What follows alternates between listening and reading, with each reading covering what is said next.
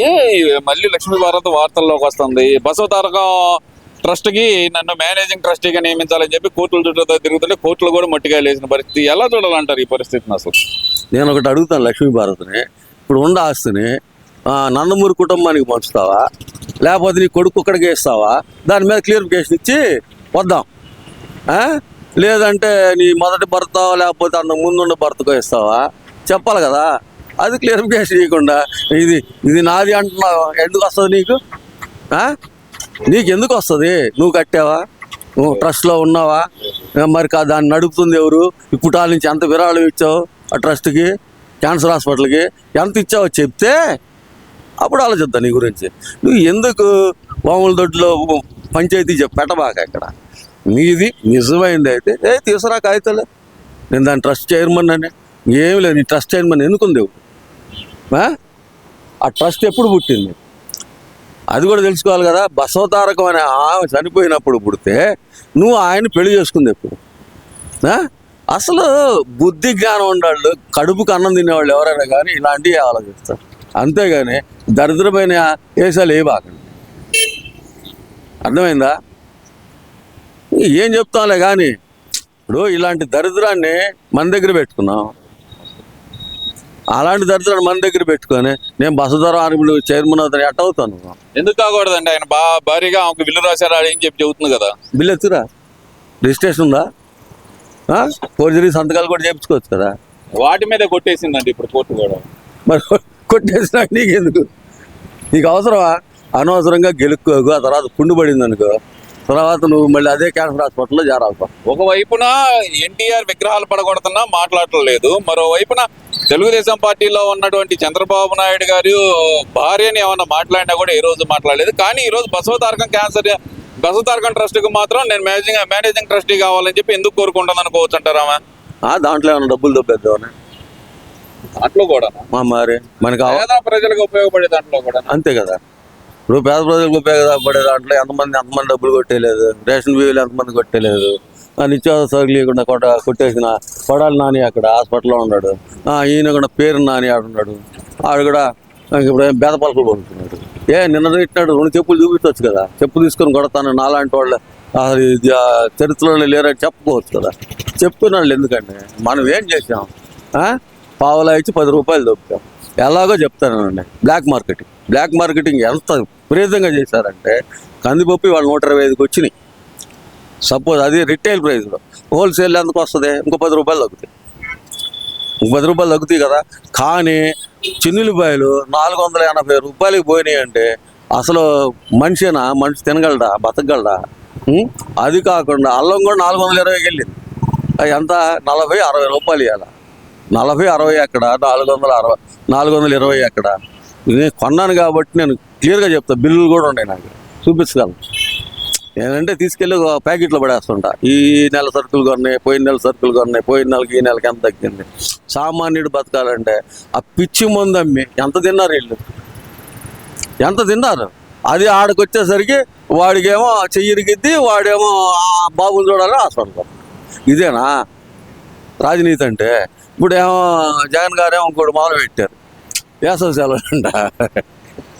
Jail యాత్ర అయిపోయింది, ఓదార్పు యాత్ర అయిపోయింది, ఆ తర్వాత పాదయాత్ర అయిపోయింది, నెక్స్ట్ సెలవుల యాత్ర అని ఒకటి మొదలు పెట్టాడు. యలంక ప్యాలెస్లో బెంగళూరు పోయి ఆడ పడుకున్నాను. ఏంటంటే నేను సంపాదించుకున్నా ఇక నాకు 10 తరాల దాకా దిగులు లేదు. ఆయన స్టేజ్కి వచ్చిన తర్వాత జనాన్ని గాలికి వదిలేశాడు, కార్యకర్తలనేమో గాలికి వదిలేశాడు. ఈ అంబాటి రాంబాబులు అంటాడు, కొంతమంది ఉంటారు ఏదో చెప్పుకొస్తుంటారు. నాకు ముసలాయన అంటున్నాడులే, నేనేదో యూట్యూబ్లో చూశాను, నాకు 60,000 పడ్డాయి రైతు భరోసా కింద అన్నాడు. మన 25,000 తీసుకున్నప్పుడు ఏం తెలియదా? వరద వచ్చినప్పుడు 25,000 వేసారా లేదా?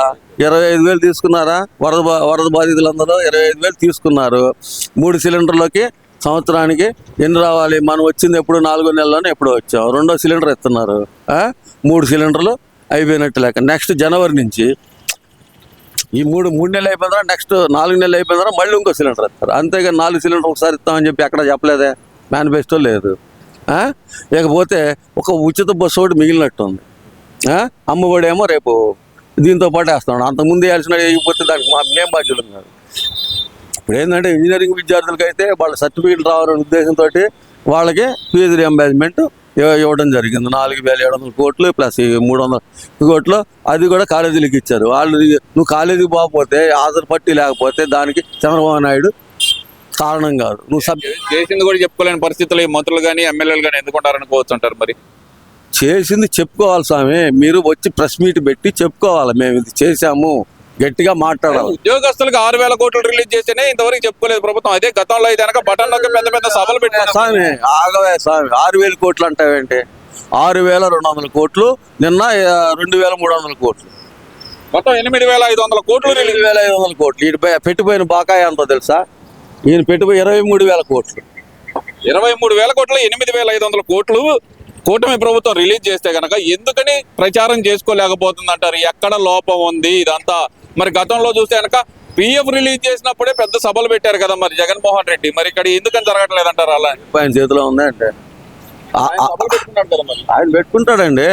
చేయని దానికి చేసిన దానికి ఆయన అన్నిటికీ పెట్టుకుంటాడు. కానీ సభలు పెట్టినా కూడా జనవరి ఎవరికి ఉపయోగపడింది? ఎవరికి ఉపయోగపడాల. పోనీ ఇప్పటి వరకు కూడా ఉద్యోగస్తులు ఆయన టైంలో రిటైర్ అయిపోయిన వాళ్ళ బకాయిలు, లీవ్ ఇన్కాష్మెంట్ బకాయిలు ఎంత ఉండేది తెలుసా మీకు? ఎంత ఉండదు? నా ఒక్కడికి 4 లక్షలు రావాలి. 4 లక్షలు మీ ఒక్కడికే? నా ఒక్కడికి 4 లక్షలు రావాలి. అది మన లీవ్ ఇన్కాష్మెంట్. ఏది సంవత్సరం నేను లీవులు వాడుకోకుండా ఎర్రన్ లీవ్స్ ఇన్కాష్ చేసుకున్నాను, అయ్యే రాలేదు. ఆయన టైంలో రిటైర్ అయ్యా నేను. ఇంతవరకు లేదు, అతిగతి లేదు.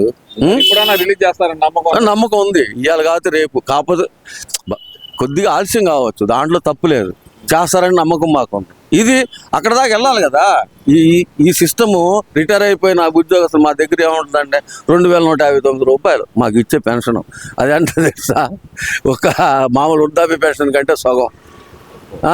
మరి అలాంటి పరిస్థితుల్లో అలాంటి రిలీజ్ చేస్తూ ఒక్కొక్కటి చేసుకుంటూ వస్తున్నారు. నువ్వు చేసిన ఎకానమికల్ గవర్నమెంట్కి రావాల్సిన వాటిలో కానివ్వండి, ఇంకోటి కానివ్వండి, ఏది ఇవ్వాల. ట్యాక్సుల రూపంలో వచ్చి ఏం చేసావో తెలియదు, అప్పులు తీసుకొచ్చి ఏం చేసావో తెలియదు. అసలు ఎవడు బాగుపడ్డాడు? వాళ్ళు స్వర్ణ ప్యాలెస్లు వాళ్ళు కట్టుకున్నారు, జనానికి గుడిసెలేసారు. అంతేగా చేసింది. ఇట్లా ఏంది పేరు నాని ఏంది మళ్ళీ మావిడ బెయిల్ రద్దు చేయడానికి చూస్తున్నారు. వ్యవస్థలన్నింటినీ మేనేజ్ చేస్తున్నాడు చంద్రబాబు నాయుడు. మీరు ఎంత చేసినా సరే నేను జగన్మోహన్ రెడ్డిని వదిలే ప్రసక్తే లేదంటున్నాడు కదా. మరి జగన్మోహన్ రెడ్డిని శంకన వేసుకొని తిరుగుతావో లేకపోతే ఆయన భుజాల మీద ఎత్తుకు తిరుగుతావో మాకు అనవసరమైన విషయం అప్ప. నువ్వు చేసిన తప్పులకి నీకు పడే శిక్ష పడుతుంది. వెయిట్. నువ్వు ఎంతమందిని బెదిరించి కోర్టులో నువ్వు కొట్టేసిని, ఇసుకలో కొట్టేసిని, ఇవన్నీ ఒక్కొక్కటి బయటకు వస్తే భయం పట్టుకుంది నీకు. ఇప్పుడు నేను మర్డర్ చేశానండి, సపోజ్ అనుకుందాం. మర్డర్ చేస్తే నేను 6 సంవత్సరాల క్రితం చేశాను, క్లూస్ దొరకలేదు. 6 సంవత్సరాలు దొరికినాయి, వదిలేస్తామా? వదిలేస్తారా? మరి నువ్వు చేసిన పాపాలు 5 సంవత్సరాల క్రితం చేసావు. 6 సంవత్సరాలు 2,000 టన్నులు బియ్యం మాఫీ అంటే దొంగతనం చేసావు కదా. మరి దాని రిక్వైరీ నేను ఇచ్చా, కట్టాను కదా అంటున్నాడు. డబ్బులు ఎవడ కావాలరా? అసలు దొంగతనం ఎందుకు చేసావు? దాని ముందు దాని క్లియరిఫికేషన్ ఇవ్వు. నేను దొంగతనం చేశానని ఒప్పుకున్నావు కదా, దాని క్లియరిఫికేషన్ ఇవ్వు. ఎందుకు చేసావు? ఎంత అమ్ముకున్నావు? 3 రెట్లు కట్టాను, 2 రెట్లు ఎవడ కట్టమన్నాడు ఆయన? నిన్ను కట్టకుండా అది ఒక లెక్క. నేను దొంగతనం చేయలేదని డబ్బులు కట్టా కాబట్టి నువ్వు నిజం ఒప్పుకున్నావు. దాని పనిష్మెంట్ ఏంటి? డబ్బులు కడితే సరిపోద్దా? మర్డర్ చేసి ఆ కుటుంబానికి డబ్బులు ఇస్తే సరిపోద్దా? చెప్పమనండి. ఎవడైనా సరే బుద్ధి ఉన్నాడు, ఎవరన్నా బుద్ధి జ్ఞానం ఉన్న మనిషి ఎవడైనా సరే చెప్పాలా. ఈ పేరు నాని విషయం పక్కన పెడితే